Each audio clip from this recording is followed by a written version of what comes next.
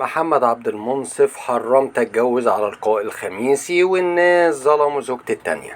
واكد حارس المرمى المعتزل محمد عبد المنصف ان الزواج في حياته اقتصر على زوجتين فقط هما لقاء وايمان، موضحا انه بعد طلاقه من ايمان اقسم الا يتزوج مرة اخرى على الفنانة لقاء الخميسي.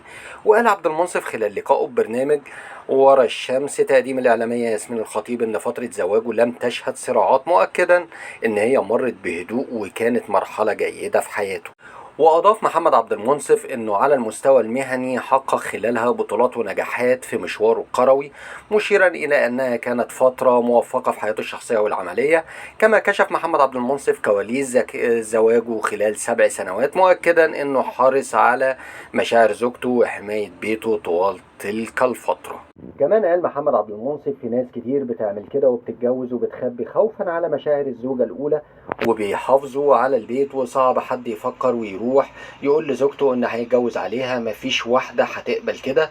وأضاف كمان ما قلتلهاش حرصا على مشاعرها وبيتها وما كنتش عايز يبقى في تصادم أو أخرب بيتي، ربنا سترها معايا 7 سنين وما كنتش ببات بره البيت. كمان أكد محمد عبد المنصف أنه خلال تلك السنوات لم يكن يخرج إلا مع مجموعة محددة من أصدقائه، ولم يذهب إلى أماكن كبيرة، قائلا كنت حاسس إن مش غلط وده الشرع والدين وما كنتش عايز أذي مشاعرها. وكشف محمد عبد المنصف عن طبيعة علاقته بزوجته التانية إيمان بعد المنشور اللي نشرته بشأن طلاقهم أو طلاقها منه، مؤكدا إن التواصل بينهم انقطع وإنه بيحترم هدوءها وسكوتها. وأوضح عبد المنصف إن المنشور كان نتيجة شعورها بالغضب وإن إخواتها أوضحوا إن سبب نشره كان عصبية لحظية. وأضاف إنه لا علاقة له بالهجوم الذي تعرضت له، مؤكدا هي اتظلمت من الناس ولكن مش مني. أنا ما كنتش مبسوط لما أعرف إن في هجوم عليها لأنها ست كويسة ومحترمة جدا وكانت تتحمل الكثير وكانت قابلة للظروف.